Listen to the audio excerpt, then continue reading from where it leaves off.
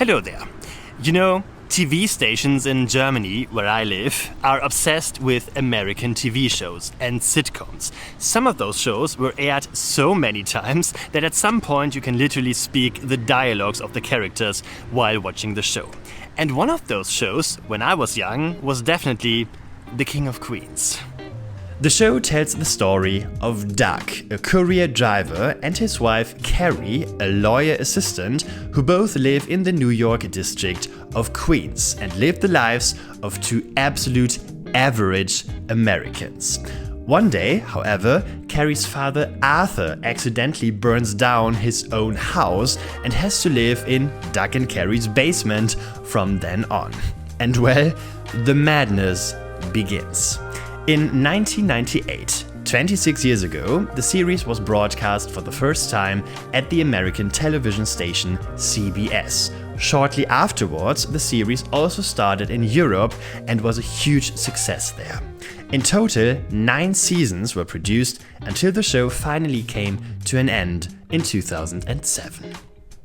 Well, and because The King of Queens is a typical US sitcom, it's also one of the worst ideas to do a shooting location tour of The King of Queens, because most of the scenes we can see in the show were filmed in a studio. However, there are a few places that we can see in the show from time to time, for example in the famous intro, and well, those are the places I'm gonna show you today. Time for a new shooting location tour from Queens.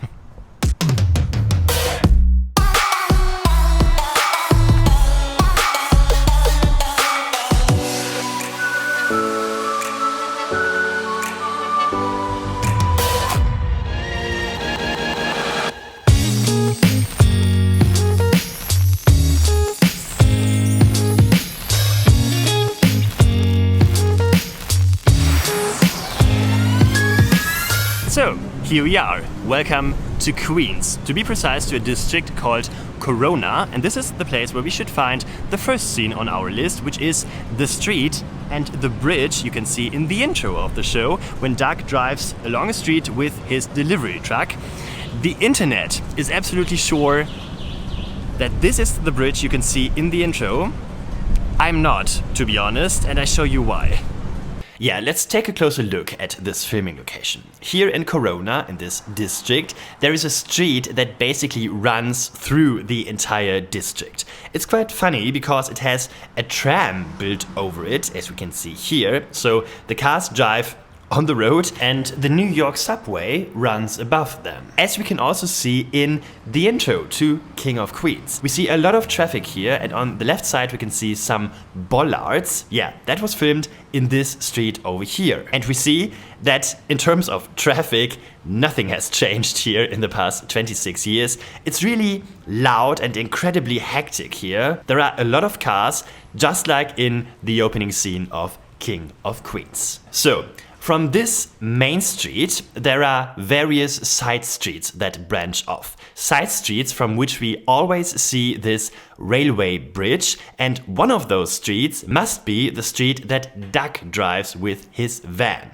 The big question now is, which of those streets is it? And there is a blog on the internet that kindly helped me a lot with this location tour. It's the NYC Explorer blog. The person behind this blog is apparently somebody who lives in the area and knows the area pretty well. And this is pretty much also the only source on the internet where you can find the addresses of those filming locations. Well, and this blog seems quite sure that this street is the filming location we can see in the intro to King of Queens. I think it looks super familiar. We can see those buildings on the left and on the right with all those small shops in it. We can see the railway bridge in the background. We can even see a food truck on the right side of the road, which looks pretty similar to Doug's vehicle. But one thing, as I already mentioned, makes me a bit skeptical if this is really the right place, and that's this building that we can see on the left side of the street. If you compare the scene from the show with reality, we can see this building looks a bit different. It has those little towers on the roof, which the building in reality doesn't have. So I'm not really sure if this is a different building here on the left side of the street, or if we are standing in the wrong street here, or if they renovated this building over the past 26 years. Maybe they just removed those little towers.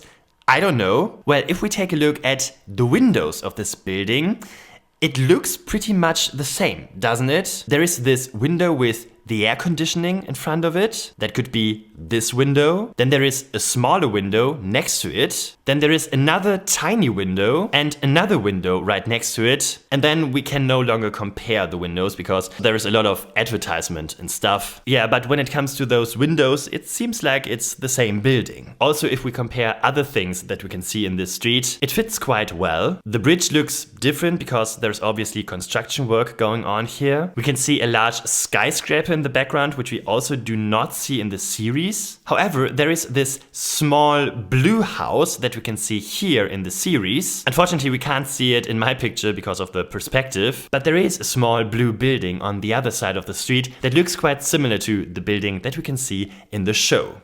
Of course, I did some more research and I also walked around here a little bit to see if it could be any other street where the scene was filmed, but none of the other streets really fit. Long story short, I think that the NYC Explorer is right here and that this is actually the filming location from the series. Nevertheless, something happened to this building and I really don't know what. So this mystery remains unsolved for now.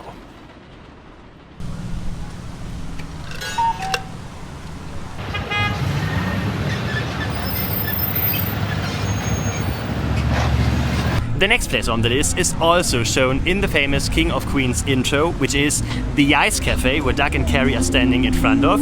Doug buys some ice cream and then he drops the ice cream right in front of the Ice Cafe. Well, a lot of that happens just around the corner. And this is it, the famous ice cream parlor that Doug and Carrie are standing in front of. And this is what this street corner looks like today, 26 years after the King of Queens began filming.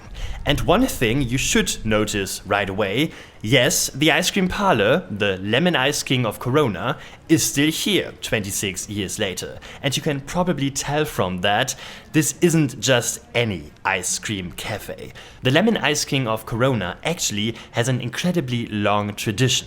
In 1944, the shop was founded by Nicola Benfaremo, an Italian man. This area was also an Italian area back then, and Benfaremo started producing his own ice cream in a garage. Yeah, every great American dream obviously always begins in a garage. The great taste of this original Italian ice cream apparently quickly spread around the neighborhood, and this shop became incredibly successful and an absolute hotspot. And it has remained this way to this day. The recipe, which was developed in the garage back then, hasn't really changed since then. According to the Lemon Ice King of Corona, it's produced in a very traditional Italian way without any additives. It's quite creamy, and that without having any dairy in it. Well, and this taste is so popular that people from all over New York come to Corona to taste this ice cream. Well, and apart from this ice cream recipe, and we can see that if we take a closer look at those scenes, also this shop hasn't changed much in the past 26 years. You can still see this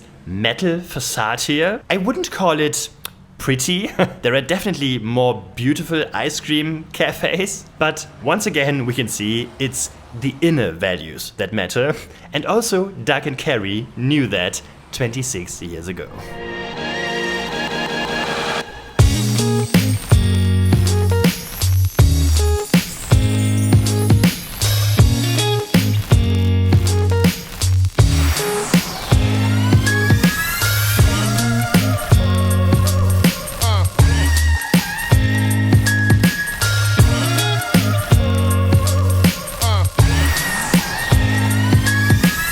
If you remember the King of Queens intro, there is a quite iconic monument in it, a huge globe.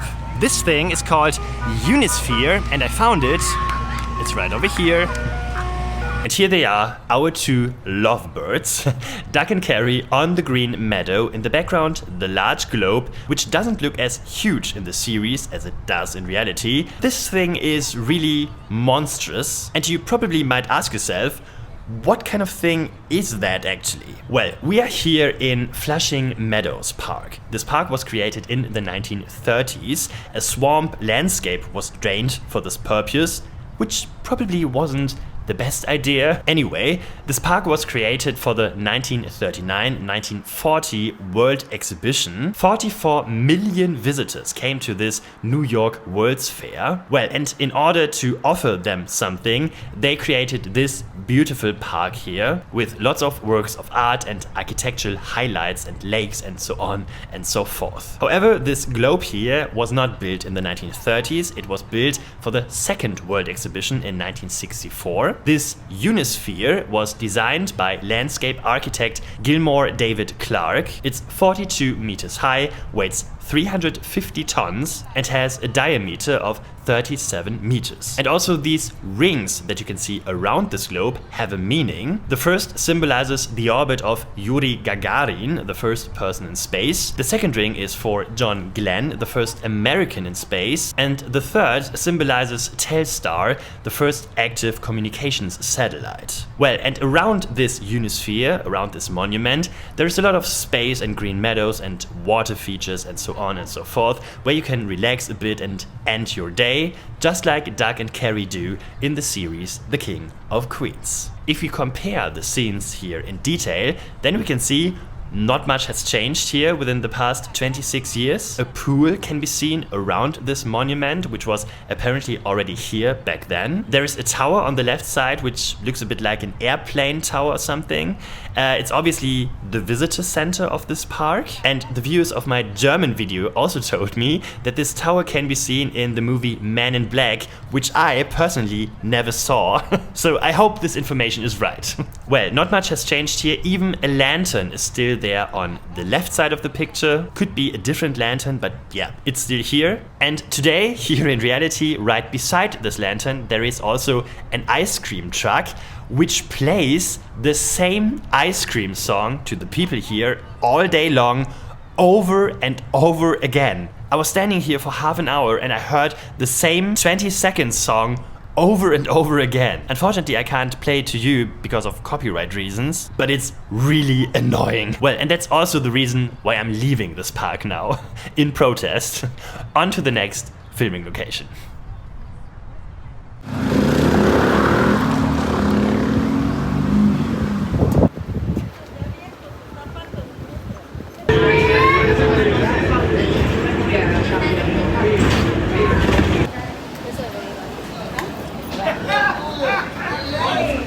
The next place on our list is not as iconic as the globe, but you might remember the scene anyway.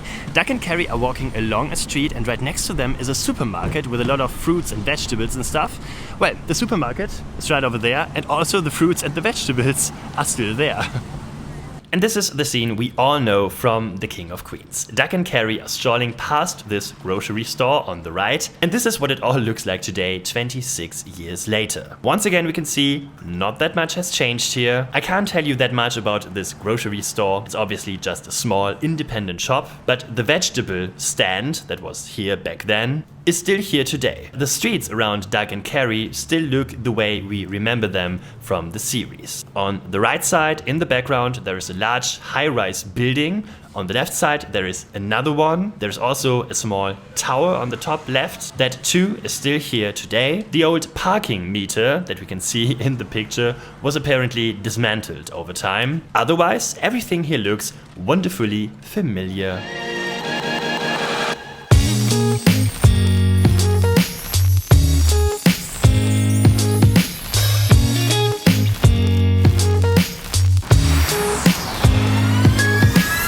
The next shooting location is, no, not the last shooting location, but it's actually the last shooting location I will show you here in Queens and actually also in New York.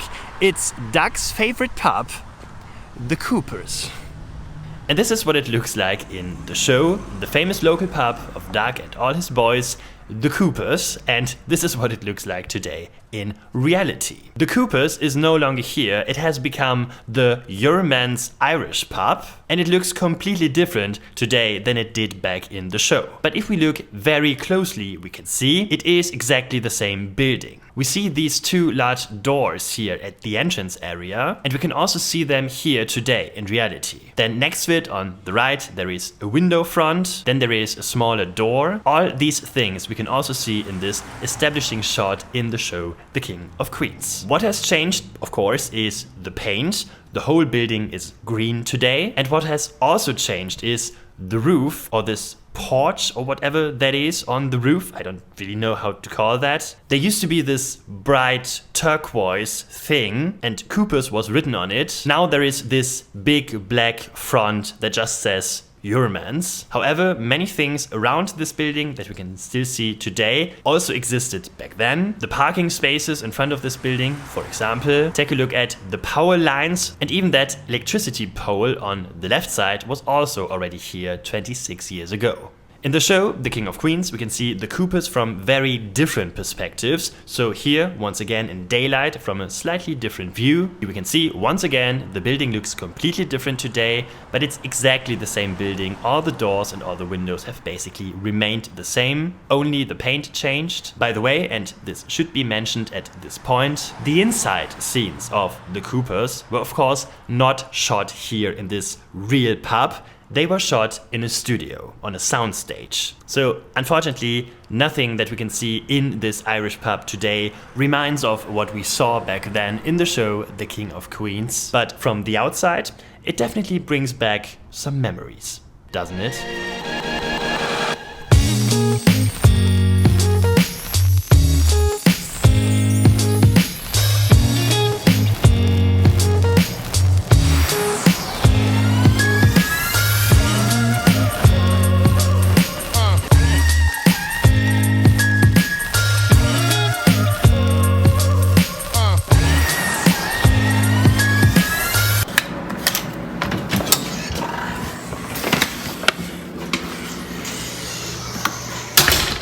So, that was a long day in Queens. I'm back in my hotel, but stop, please don't switch off. There is still one last shooting location I'd like to show you, but we won't find this shooting location in New York or even in Queens. We will find it right here where I booked my hotel on the other side of the Hudson River in Jersey. It's the famous house of Doug and Carrie, the Heffernan house where Doug and Carrie and also Arthur live. And I have absolutely no idea why they didn't shoot those scenes in New York or in Queens, because there are actually a lot of houses they could have used. They didn't. They shot those scenes, the outside scenes of the house, here in Jersey. And well, that's where we're going tomorrow. First, I will have some sleep and then we see each other tomorrow. Good night.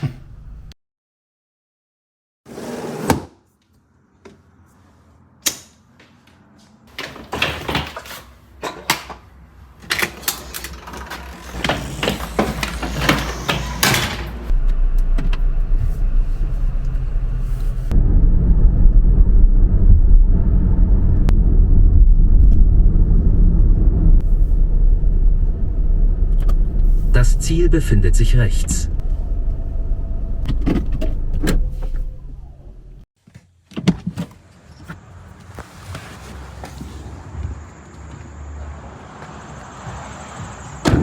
Yeah, I hope you're ready for the big moment. This is it, the famous Heffernan house from the show, and this is what it looks like today in reality. Yeah, a completely normal little house in Jersey City. I have no idea why they chose this house for the show, but maybe just because of that, because it just looks normal and boring.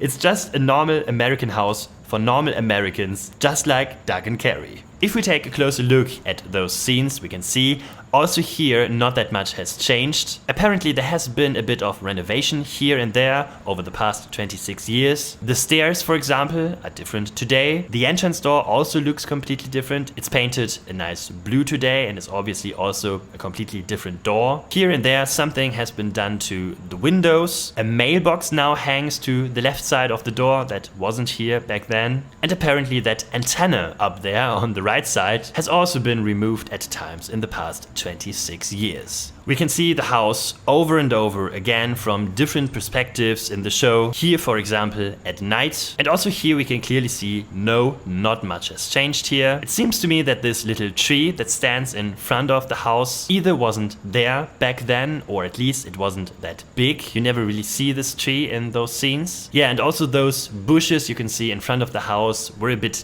different in the past. There was a bush to the left, right next to the stairs. Today there are 2 other bushes on the left. But yeah, not that much has changed to the house itself. Well, and to mention it again, this house, as it stands here now, was used exclusively for the intermediate cuts. All the other scenes that we can see in the show, the indoor ones anyway, but funnily, also the outdoor scenes were filmed in a studio. For example, when Doug and Carrie are standing in the garden, that wasn't a real garden, it was just a studio set. And even when Doug and Carrie leave their house, their property, like in this scene for example, this is also a studio backdrop and no effort at all has been made to recreate the original Heffernan house in those scenes. Look at what the house front now looks like. Doug and Carrie suddenly have a terrace with bushes in front of it and 2 small lanterns, and everything looks wonderfully idyllic. None of this is seen in this establishing shot, and none of this is seen in reality. So obviously they just put together some studio set to shoot something, but there hasn't really been any effort put into detail here. But well, with a so nostalgic series like The King of Queens, we turn a blind eye, right?